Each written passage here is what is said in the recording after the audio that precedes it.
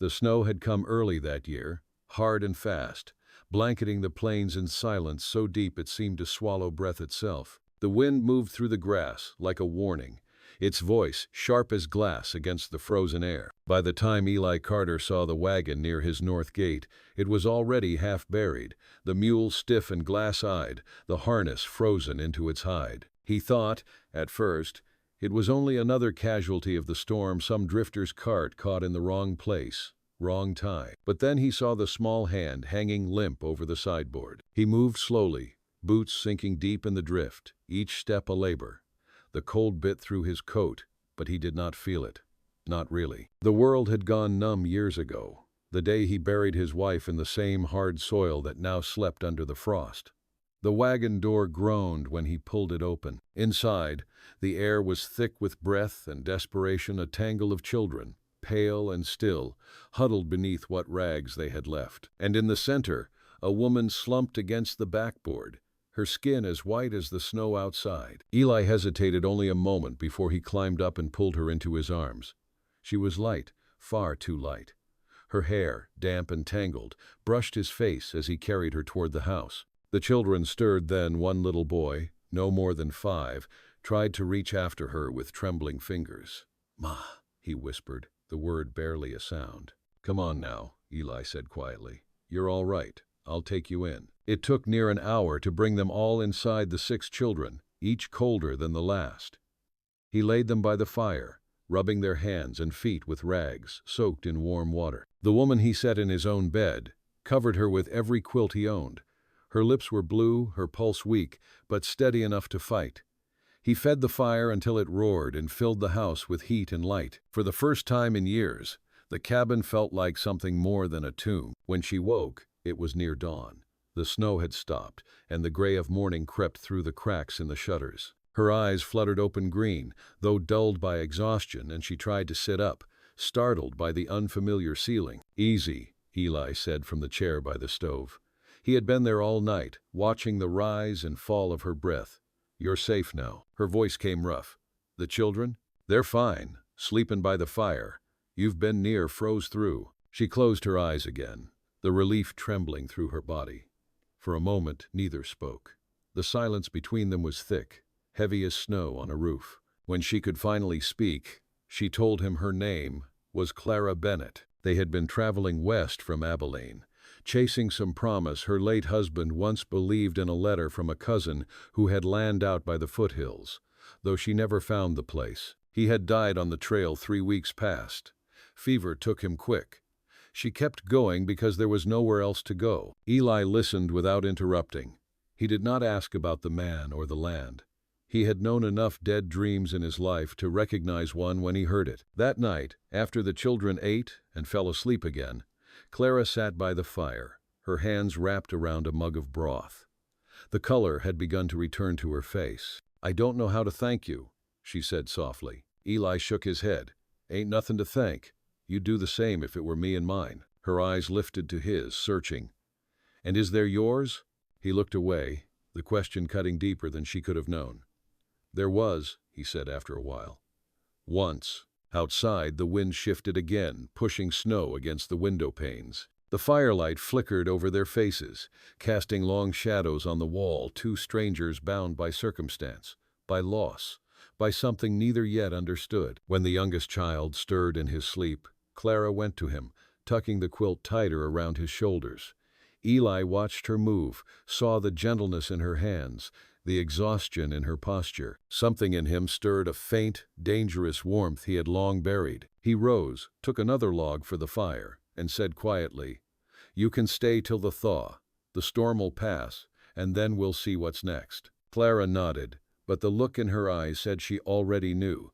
There was nowhere else left to go. And in that unspoken truth, something began a fragile mercy beneath the hard crust of winter. The days that followed fell into a rhythm of quiet labor and small mercies. Morning light came slow and thin through the frost-glazed windows, the color of watered milk. Eli was always first to rise. He stoked the stove before dawn, his breath ghosting in the cold air, then went out to break the ice on the troughs.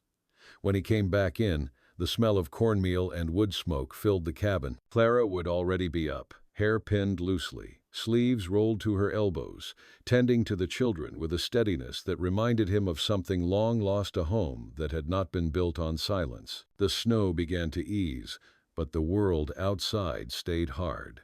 The cattle pawed through crusted drifts for what grass they could find, and Eli mended fences splintered by the wind. He said little, moving through his work with the same patient endurance that had carried him through every lonely year since his wife's death. Yet he felt the shape of the days change, almost against his will. There was laughter again, thin, uncertain at first, but real. The children followed him around the yard like small, determined shadows. One afternoon, the eldest, a boy of 12, offered to help cut wood. His name was Samuel, his face drawn too sharp for his age, like life had carved away the softness too soon. "I can swing an axe," the boy said, eyes steady on Eli's. "Pa taught me before he got sick." Eli handed him the tool without a word. The boy's first swing landed wide, the blade biting into snow instead of wood. Eli stepped behind him, adjusting his grip. "Ain't about strength," he said. "It's about rhythm. Let the weight do the work." He guided Samuel's hands once, then stepped back. The next strike rang true, splitting the log clean through. Samuel's grin flashed quick as sunlight before he caught himself and looked down. Clara watched from the porch, her shawl pulled tight. There was pride in her eyes, but also fear, the kind a mother carries when the world has already taken too much. That night, she thanked Eli quietly over the dishes. He shrugged it off, though he felt the words settle deep. The evenings were the hardest. When the chores were done and the children finally asleep, the house filled with the long hush of the plains. The fire would crackle, and Clara would sit near it, mending torn sleeves or whispering old hymns under her breath. Sometimes Eli would read from the one book he kept, the worn Bible his mother had given him before she passed. He never spoke of faith, but he handled that book like something still alive. One night, Clara asked him how long it had been since his wife died. The question hung in the air between them, fragile as frost. 5 years, he said finally. She took sick after the thaw. Fever came quick. I buried her myself. Clara lowered her eyes. "I'm sorry." He nodded, though sorrow was too old now to draw tears. "You don't have to be." After that, they said little, but something unspoken lingered, an understanding born not from words, but from shared silence. When the storm clouds finally broke for good, the land began to breathe again. The snow melted into muddy rivulets that ran down the gullies, and the smell of thawed earth crept through the air. The children ventured outside to play, their laughter carrying across the yard. Clara stood at the fence, watching them, the wind teasing loose strands of her hair. "You could stay," Eli said behind her, his voice low. She turned slowly. "You've done more than enough. I can't take more from you." "It ain't taking," he said. "It's living. Places too big for one man." Clara looked out over the fields, fenced land stretching as far as sight, still brown and sleeping, but full of promise. "I wouldn't know how to begin." "You'd learn," he said. "You already have." For a long moment, they stood there, in the quiet, the horizon wide and open before them. The wind carried the faint scent of pine from the distant hills, and in that moment, the world seemed almost kind again. But life on the frontier was never kind for long. A week later, a rider came down from town dust-covered, carrying a folded notice from the county office. Eli took it in silence, reading the stamped words that spoke of debts, foreclosures, and claims. Clara saw the shadow cross his face, though he said nothing. When he finally met her eyes, something in his steadiness faltered. "It's the ranch," he said simply. "I've been behind on payments since the drought. Thought I had till spring to make it right." She reached for the paper, but he folded it away. "I'll manage." Yet she saw the truth the same way she'd seen death's hand on her husband weeks before it came. That night, after the children slept, she came to where he sat by the dying fire. "You helped us when we had nothing," she said. "Let me help you now." Eli looked at her then, truly looked, and for the first time since the storm, he felt something stir beneath the weight of his weariness. Hope, sharp and aching. But hope was a dangerous thing on that land. The thaw brought mud and restlessness in equal measure. Days grew longer, and with them came the sound of dripping eaves, the squelch of boots in softened earth, the lowing of cattle that had somehow survived the winter's cruelty. Eli worked harder than ever, mending what had been broken by frost and neglect. Clara worked beside him when she could, feeding calves, patching roofs, hauling water from the well. Her hands blistered, then calloused, her back straightening beneath the rhythm of labor. There was something in her that refused to break, though it bore the marks of long sorrow. Eli saw it in the way she kept the children fed, even when cupboards ran low, in the way she hummed softly while scrubbing clothes on the washboard, as if music could keep despair at bay. They did not speak of the notice again, though it lay like a quiet threat between them. Each morning, Eli saddled the mare and rode into town to trade what little he could: leather, milk, the odd tool he could spare. Each evening he came back with less money than hope. Yet when he walked through that door, the sight of Clara and the children softened the bitterness in his chest. One night the sky cracked open with thunder, and the wind drove sheets of rain across the plains.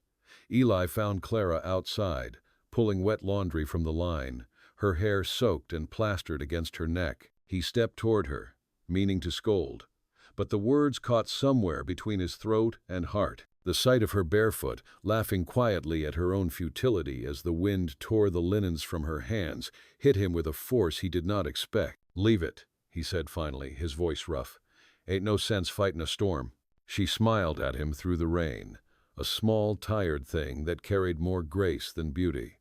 "You can't just let it take everything," she said. "If you stop fighting, you lose before you begin." They stood there until the thunder rolled closer, the air sharp with the smell of wet earth. Eli stepped nearer, close enough to see the rain tracing her jaw, to feel the pull of something wordless between them. Then, as quick as it came, the moment broke. One of the children cried out from inside, and Clara turned, her skirts heavy with water, running to the door. Eli stayed outside a long while, letting the rain beat down, soaking through his hat, his coat, his bones. He had spent so many years locked in his own grief that he had forgotten what it meant to want something again. By summer's edge, word spread that the county was sending men to reclaim debts. Eli knew what that meant. His land would be sold, and he'd be left with nothing but the ghosts buried on it. He spent long nights at the table, the ledger open, the oil lamp burning low. Clara found him there once and laid her hand gently on the page. "What if we go to Abilene?" she asked. "There's work there, maybe a small place. We could—" "This is my home," he said, voice steady but hollow. "Ain't nowhere else I'd belong." "And what about the children?" she said, a tremor in her tone. "They've started to laugh again. Samuel calls this place home." He met her gaze, and for the first time, she saw fear in him, the quiet kind that takes root in a man who's lost too much already. A few days later, a stranger rode up the long road to the ranch, a man in a dark coat, hat pulled low, papers tucked under his arm. The debt collector. He was polite but firm, his eyes avoiding Clara's as he explained that the property would change hands by the end of the season. Eli signed nothing. He stood in silence, his face carved from the same stubborn stone as the hills beyond. After the man rode off, Clara found Eli standing by the corral, staring west toward the sinking Sunday. "You can't fight the whole world alone," she said. "I ain't asking to," he murmured, "but I can sure try." She reached for him then, not with words but with touch, her hand on his arm, steady and sure. For a heartbeat, he didn't move. Then, slowly, he turned his hand over and held hers. No promises, no explanations, just that small human defiance against all that would take from them. That night, when the house had gone quiet, Eli took down his father's old rifle and leaned it by the door. He wasn't preparing for violence, just reminding himself that some things were still his to defend. Clara saw him there, silhouetted by the lamplight, and thought how the world could carve a man hollow and still leave room for tenderness. She wanted to speak, to tell him he didn't have to stand alone, but words failed her. Instead, she knelt by the hearth and stirred the embers, watching them flare to life again. In that small light, hope glowed like something dangerous and precious, something they both knew the world might yet try to snuff out. The land baked under the late summer sun, dry as bone. Dust drifted up from the hooves of cattle, from the wagon wheels that cut across the yard, from the smallest breath of wind. It was a cruel kind of brightness, the kind that bleached color from the earth and left everything brittle. Yet life went on in quiet determination. Clara had begun to tend a garden behind the house, a small patch fenced with old boards Eli had salvaged. The soil was thin, stubborn, but she worked it with a patient, desperate hope. The children helped her, their laughter a rare sound that carried over the hills. Sometimes Eli would stop mid-chore just to listen, letting the sound settle into the cracks of his solitude. In the evenings, they ate together by the open window, the air still and warm. The light would fade slow, the sky turning honey gold, then copper, then the deep violet of night. Eli spoke more now, not much, but enough for her to know he was remembering how to. He told her about his father, who had come west with nothing but 2 oxen and a rusted plow, about the drought that had nearly killed them, about the years it took to make this place more than dust. "I always thought if I just kept going," he said one night, "the land might forgive me. But it don't work that way. You can't make peace with something that don't care if you live or die." Clara looked at him across the table, the lamplight soft on her face. "Maybe it's not the land you're trying to forgive," she said quietly. He didn't answer, but the truth of it lodged deep. Days stretched on, marked by labor and the dull ache of waiting. The county man hadn't returned, though Eli knew he would. He had begun to sell what he could: old tools, spare tack, the last of the winter hides. Clara saw him counting coins late at night, his fingers moving slow, his shoulders bowed. She wanted to reach across that narrow space between them, to offer more than comfort, to offer faith, but she didn't know how. Then, one afternoon, as heat shimmered above the prairie, a rider appeared on the road. It was Samuel who saw him first, shading his eyes against the glare. "Ma," he called, "there's someone coming." Eli stepped out onto the porch, rifle slung casually at his side. The figure drew closer: dusty hat, travel-worn coat, a horse that looked half-starved. When the rider dismounted, Clara's breath caught. It was her husband's brother, Thomas Bennett. He had the same sharp jaw, the same restless eyes. But where her late husband had been gentle, Thomas carried a hardness like tempered steel. "Clara," he said, nodding curtly, "heard you made it out this far." Her voice trembled. "Thomas, I thought you were in Kansas." "Was, till I heard what happened. You got 6 mouths to feed, no home to call your own. Figured I'd find you before you lost what's left." Eli stood silent at the doorway, his presence filling the space between them. Thomas's eyes flicked toward him, measuring. "This the man took you in?" Clara hesitated. "Yes, he saved us." Thomas gave a small, humorless smile.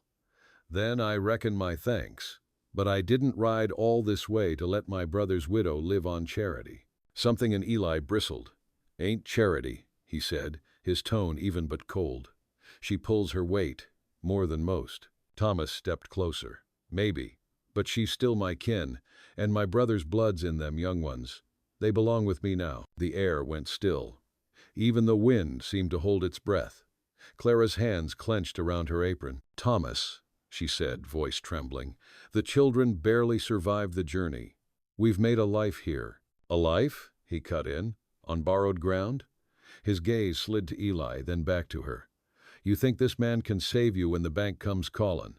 He can't even save himself." Eli's jaw tightened, but he didn't move. "You talk too much for someone who don't know the first thing about this land." The two men faced each other in silence, the heat between them thick as tar. Finally, Thomas turned away with a snort. "You'll see sense soon enough. I'll be in town till you do." When he rode off, Clara sank onto the steps, her breath shallow. The children hovered nearby, frightened by what they couldn't name. Eli knelt beside her, his voice low. "He ain't taking them, not while I draw breath." She looked up at him then, tears bright in her eyes. "I don't want more fightin'. I can't lose another home." He touched her hand, rough palm against her trembling fingers. "Then we won't. We'll find a way." That night, thunder gathered far off on the horizon, the kind of storm that promised change, though whether it would bring ruin or redemption, neither could yet tell. In the flicker of lightning through the window, Clara lay awake, the sound of Eli's boots pacing the floor below. Somewhere deep inside her, fear began to shift, turning, slowly, into something fierce and certain. Whatever came next, she would not run. Not again. The storm came before dawn, fierce and unrelenting. Wind tore across the plains, rattling the shutters and howling down the chimney. Rain beat against the roof like 100 small fists. Eli was already awake, pacing by the window, the lamplight trembling with each gust. He had felt it building all night, the kind of storm that never came alone, the kind that carried trouble on its back. By sunrise, the barn roof was leaking, the cattle restless, the children wide-eyed from the noise.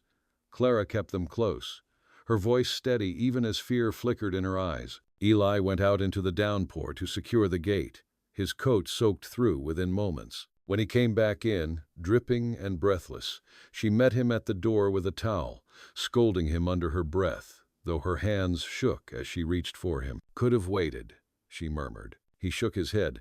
"Waitin' don't keep things from breakin'." Their eyes met hers, filled with worry, his with the quiet, stubborn calm that had carried him through every storm before this one. Later that morning, through the curtain of rain, a horse appeared again on the road, the same rider, Thomas Bennett, soaked to the bone, coat dark and heavy. He dismounted and strode to the porch, his boots slapping mud. Eli stepped out before Clara could move. "You picked a hell of a day to visit," he said. Thomas's jaw worked. "I came to talk. You best listen." Eli didn't invite him in, but Thomas pushed past him anyway, shaking water onto the floorboards. "Bankman came through town yesterday," he said, his voice cutting through the sound of the storm. "Said the Carter place'll be auctioned in 2 weeks. Figured that's worth knowin'." Clara froze by the hearth. "Auctioned?" Eli said nothing. His face was stone. Thomas's gaze turned to her. "You and the children can come with me. There's work east of Abilene, a roof, food enough to keep bellies full. You stay here, you'll lose everything." Clara looked from one man to the other, the past and the present, both standing before her like judgment.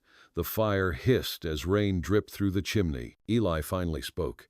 "You got no right making offers on her behalf." Thomas turned on him. "And you got no right keeping her here, tied to a life that's already dead." The two men stood facing each other. Silence stretched taut between them. The storm outside seemed to grow louder, the wind moaning like some wounded thing. Clara rose slowly, her voice trembling but strong. "Stop," she said. "Both of you." They turned toward her. She was pale, hair loose around her face, but there was a steadiness in her eyes neither man could match. "I've buried one husband. I've crossed half this country with 6 children and no roof to my name. I won't be ordered like a parcel, and I won't run again." Thomas's face softened, barely. "Clara." "No," she said. "You mean well, but you see me as a burden to carry. Eli sees me as someone who can stand beside him. I know what that's worth." Thomas's eyes darkened. "You'll regret this." "Maybe," she said, her voice quiet. "But it'll be my regret." Eli moved forward then, slow and deliberate. "You heard her." For a long moment, Thomas didn't move.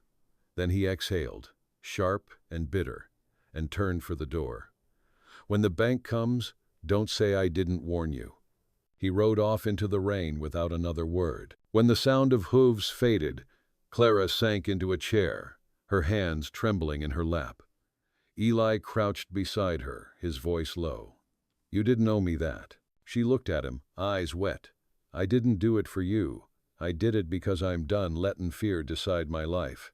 He took her hand then, slowly, like a man afraid to believe in warmth again. Her fingers curled around his, and for a while they stayed that way, two people carved by loss, joined not by promise but by simple, fragile faith. In the days that followed, the storm passed, but its mark lingered.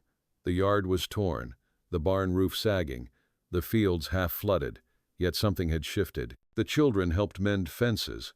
Clara wrote letters to townsfolk she'd met along the trail asking after work, trade, any way to help keep the ranch afloat. Eli rode to neighboring farms, offering labor in exchange for feed. Each night, they came home bone-tired, but alive. The house filled with the smell of bread again. Music returned, a soft hum, a child's laughter, the sound of chairs scraping close to one another. And though the bank's notice still hung by the door, no one spoke of it. It became like the ghosts they all carried acknowledged, but no longer feared. That August evening, as the sun sank low and the sky burned red over the plains, Eli stood by the fence, watching Clara hang laundry in the fading light. Her skirt brushed the grass, her hair glowing copper in the dusk. For the first time in years, he allowed himself to think of tomorrow not with dread, but with quiet, steady hope. The wind moved through the fields, warm and kind for once, carrying the scent of rain and something that might have been forgiveness. And though the land remained harsh, the house at its heart began, slowly, to feel like home again. Autumn came with a gold light that softened the scars of summer. The hills turned the color of wheat, the sky wide and merciful. The wind still carried a bite in the mornings, but it no longer felt cruel, only honest. Life settled into something steady, something almost tender. Clara rose before dawn, as she always did, lighting the stove while the world was still half asleep. Eli would come in from the barn smelling of hay and cold air, his hair damp from the trough water. Their words were few, but each carried weight. She had come to know his silences, how they could mean peace, or worry, or the simple comfort of not needing to speak. The children thrived under the rhythm of work and care. Samuel learned to shoe horses, the younger girls helped gather eggs, and little Ruth took to singing while she swept the porch. It was a rough life, but it was living. For Clara, every chore became an act of rebuilding, mending what the years of grief had torn apart. But peace on the frontier was never meant to last. One late afternoon, Eli returned from town, dust thick on his boots, the brim of his hat shadowing his eyes. He laid a folded paper on the table. Clara saw the seal before he spoke. "They moved the auction up," he said quietly. "Next week." The words hung in the air, heavy as the clouds gathering outside. "What'll we do?" she asked. Eli rubbed a hand across his face. "Sell what we can't keep. The rest we'll see." Clara stared at him, her chest tightening. "We can't just give up." "I ain't," he said, meeting her eyes. "But fightin' the banks like fightin' the wind. You push, it pushes harder." She took a breath, then another, and said something she hadn't planned. "What if we fight different?" He frowned. "Meanin'?" "I wrote to the church in town," she said. "The pastor's wife runs a relief group. They help families, widows, veterans.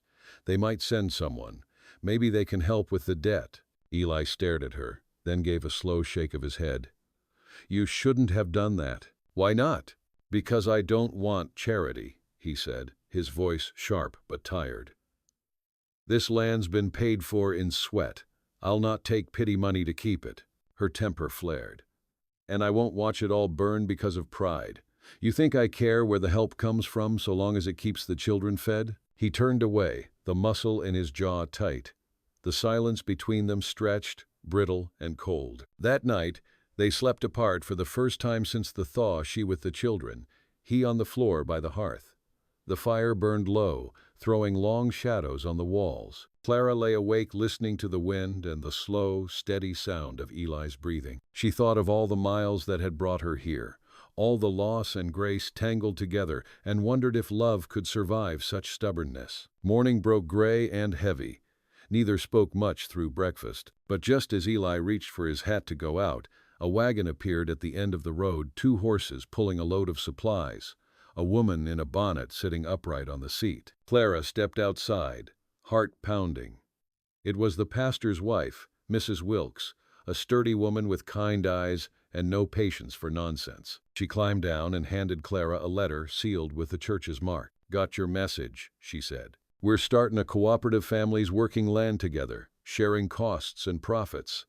We can't buy the ranch, but we can lease it in your name.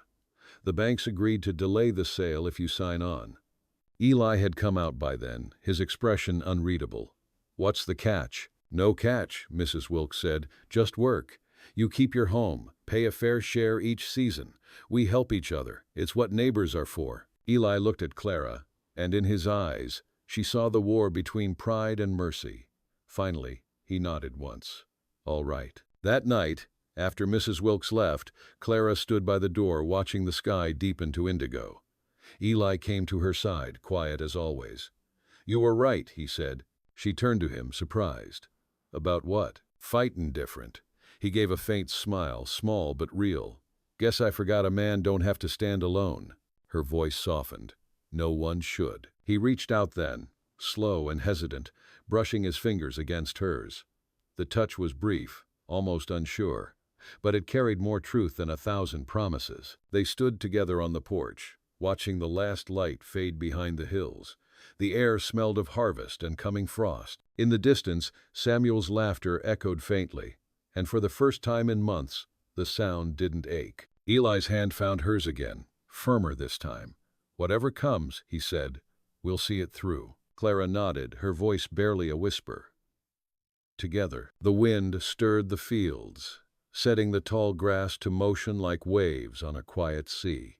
Above them, the stars began to bloom one by one, steady and unafraid. Inside the house, the fire glowed warm, the walls no longer echoing with loneliness but with the quiet, certain rhythm of life rebuilding itself. Tomorrow would bring work, struggle, perhaps even loss again. But tonight, they stood side by side at the edge of their hard-earned peace, and for the first time, it felt like enough.